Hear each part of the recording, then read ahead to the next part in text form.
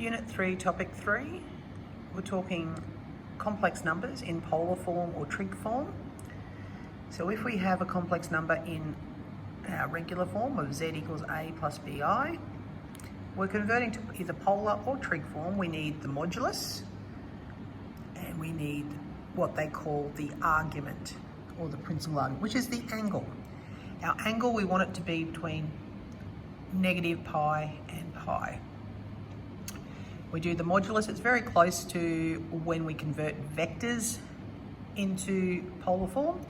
Our modulus, square root of a squared plus b squared, and the arg is the inverse tan of b on a. Remembering though, tan can be sneaky, so we want to check our quadrant when we do that, where we're going to be. So let's say we have, let's go with the one we had before, z equals 3 plus 4i.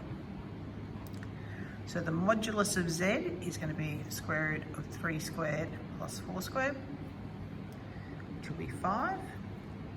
The arg of z will be tan negative 1, 4 on 3.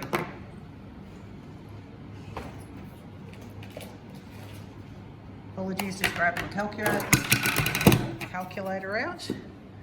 So if we go to our calculator, menu, run, we just want to do a quick double check that we are in degree mode, or if you're working in radians, depends what you're doing. I'm going to work this one in degree mode. So I'm going to go shift tan in brackets 4 over 3.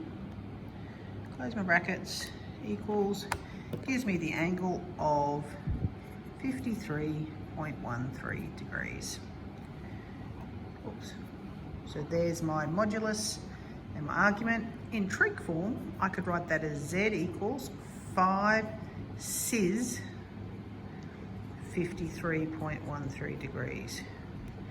Remembering our r cis, that's our trig form. Let me just write that here for us. Our trig form, we write it in shorthand as r cis the angle, or if we long form, that's r cos the angle plus r sine the angle I, depending on which form we want to look at it in. So there we go, we've converted to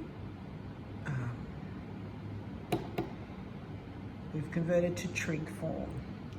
We can do lots of converting back and forth. Of course, if we're converting back, if I had z equals 2 cis pi on 2, converting back, that's 2 cos pi on 2 plus 2 sine pi on 2i. Oops, sorry.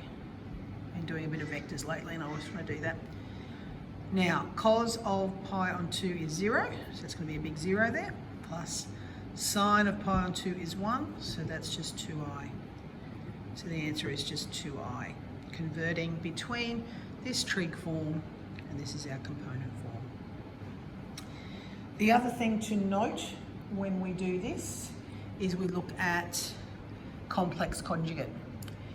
If we want to write the conjugate without going back to our component form, in trig form, we just make the angle negative. So if z equals 2 cis pi on 6, then its conjugate is 2 cis negative pi on 6. Can come in handy sometimes. And that's polar form.